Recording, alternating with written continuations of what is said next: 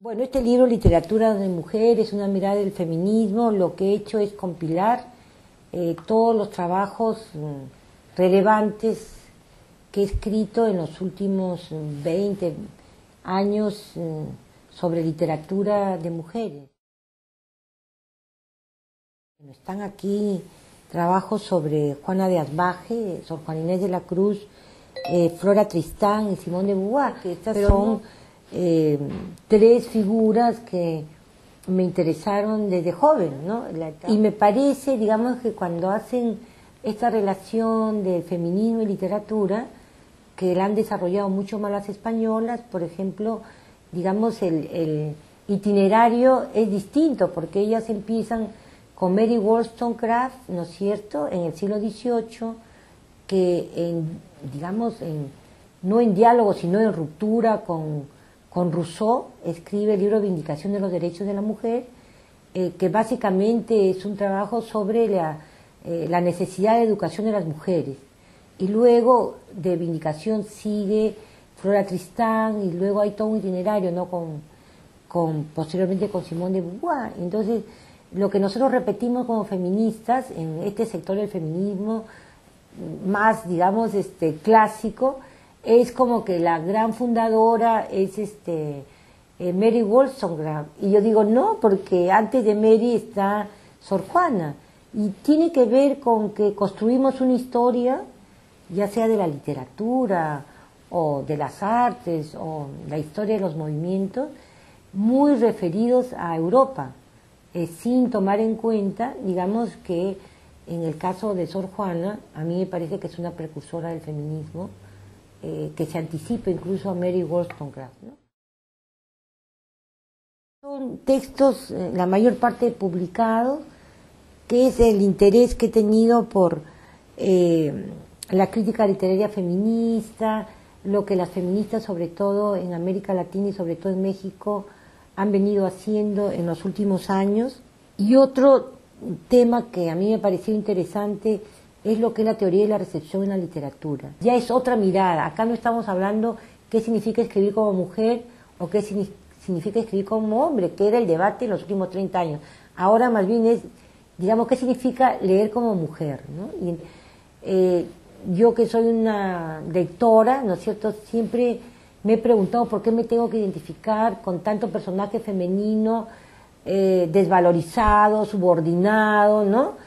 Y por qué, digamos, los grandes héroes, los grandes personajes en la literatura, en la narrativa, siempre son hombres, ¿no? Y luego coloqué un texto que se llama Maternidad y Feminismo, que me lo publicó una revista de la Universidad de Villarreal, y que lo coloqué porque, aunque no crean, es mi texto más leído, ¿no? Porque el texto lo que hizo fue como una revisión que habíamos escrito las feministas sobre la maternidad, ¿no? Y este trabajo pionero, poco conocido, pero difundido más bien por el internet, y también un trabajo sobre Ana Frank y el diario, porque las mujeres, digamos, han apelado mucho a escribir diarios, ¿no?, de todo tipo, y creo que ha sido como una parte de la literatura de mujeres bien importante que se necesita seguir estudiando, ¿no?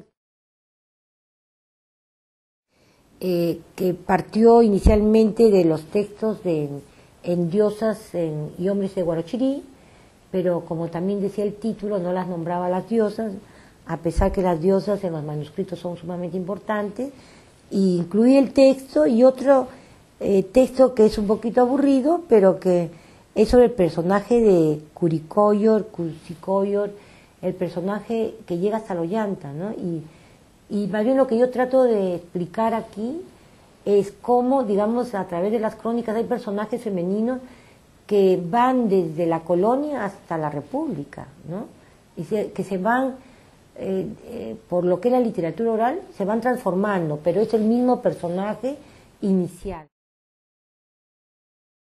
Son textos que, algunos que escribí en la maestría, como el de Magda Portal, y los otros, digamos, son más bien homenajes, presentaciones del libro, de los muchos que he hecho, pero que estos me parecieron como los más relevantes, que fue el homenaje a Raquel Jodorowsky, a Laura Riesco, que hizo Flora Tristán en su momento, y bueno, presentaciones del libro como el libro de Rosina Valcárcel, Una mujer canta en medio del caos, o el libro de Mari Soto, ¿no? De musgos, nísperos, muñas y tunitas, que a mí me parece que es un libro emblemático de las mujeres. Y por supuesto también está un texto de María Emilia Cornejo, que me publicó San Marcos también ya hace muchos años, y que tiene que ver, digamos, con también esta pionera, ¿no?, de lo que fue los cambios en la poesía peruana en la década de los 80, 90, ¿no? Dos textos, ¿no? Una de Ángela Ramos.